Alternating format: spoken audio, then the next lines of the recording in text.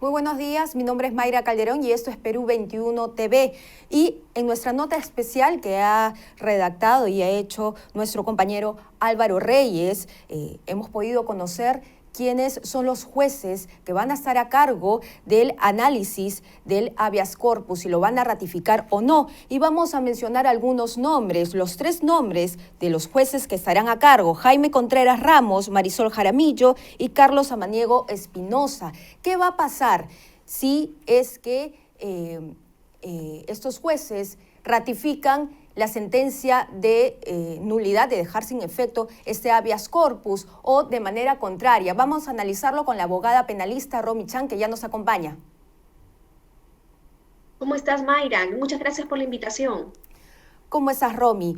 Cuéntanos un poco cuáles son los escenarios y las consecuencias, básicamente, de una u otra decisión de parte de estos jueces que son cuestionados en Huancavelica por sus decisiones anteriores, tienen algunos antecedentes. ¿Cuáles serían estos escenarios que se estaría enfrentando el señor Vladimir Cerrón?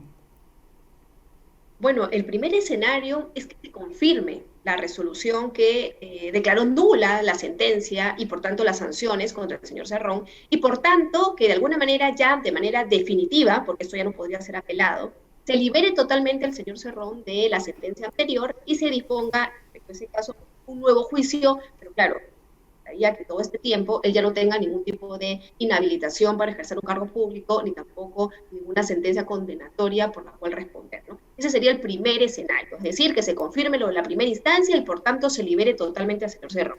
Si esto pasara, ya no es posible apelar ese habeas corpus, porque solo es posible una nueva apelación ante el Tribunal Constitucional por parte del afectado y en caso no se le dé la razón. Pero si se confirma la resolución de primera instancia que sí le da la razón al señor Cerrón, ya no habría forma alguna de que se llegase al Tribunal Constitucional.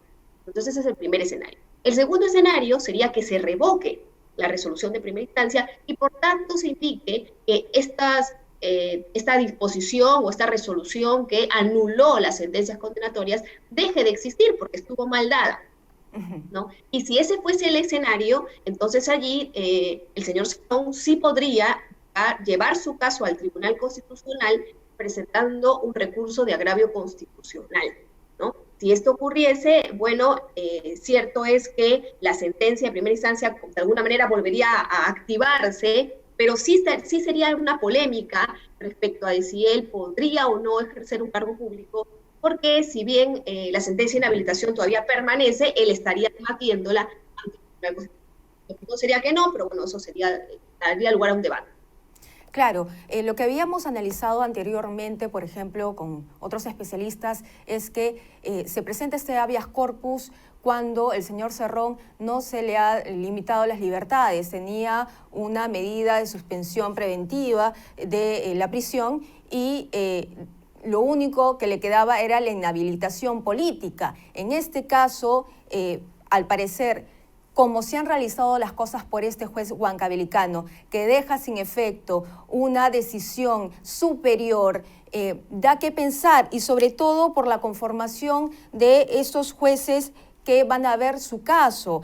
Lo que te he mencionado al inicio de la presentación, los nombres de estas personas, tienen antecedentes en un historial donde dejaron también digamos, de manera criolla, limpiaron de un caso de corrupción al actual gobernador regional autoridad de Huancavelica, Maciste Díaz Abad.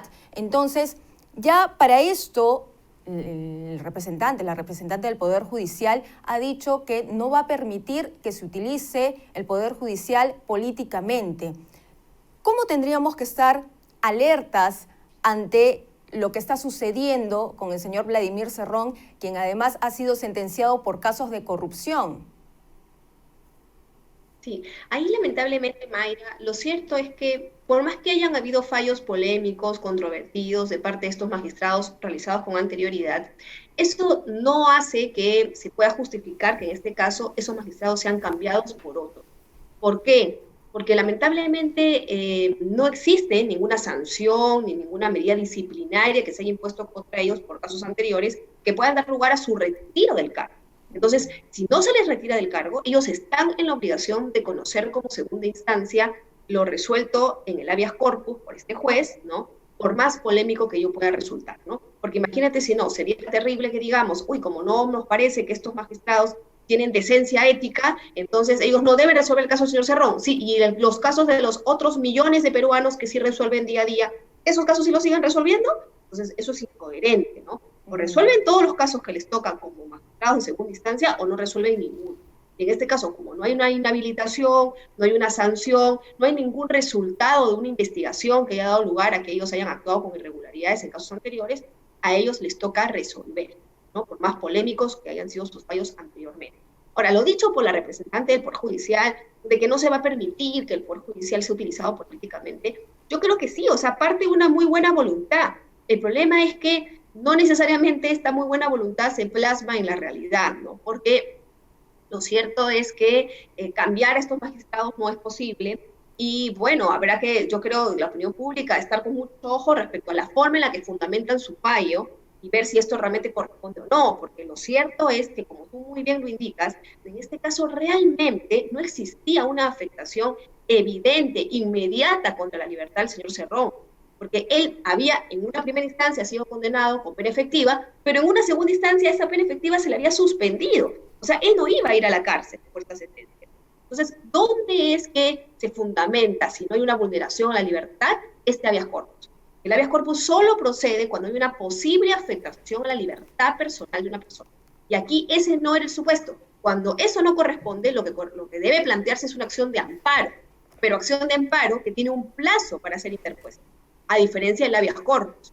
Probablemente el plazo ya había vencido, y por eso es que el señor Cerrón no opta por el amparo y opta por el habeas corpus, pero claro, los jueces lo admiten.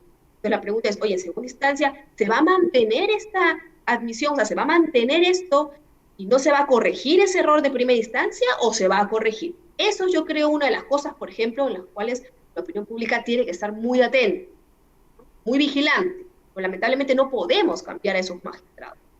Sí, lamentablemente. Y el señor Vladimir Cerrón ha colocado en su Twitter, se ha quejado prácticamente de nuestra portada y de nuestra investigación, en el que dice así: operación, meter miedo a los jueces, presionarlos, intimidarlos, boicotear sus ratificaciones y amenazarlos en una sociedad democrática. Es momento que la dignidad le diga basta a la mala prensa, pero los ciudadanos tienen derecho a saber quiénes son los jueces que van a ser parte de este tribunal y que van a analizar la nulidad o la ratificación de este habeas corpus, como también la prensa tiene derecho a informar sobre este tema.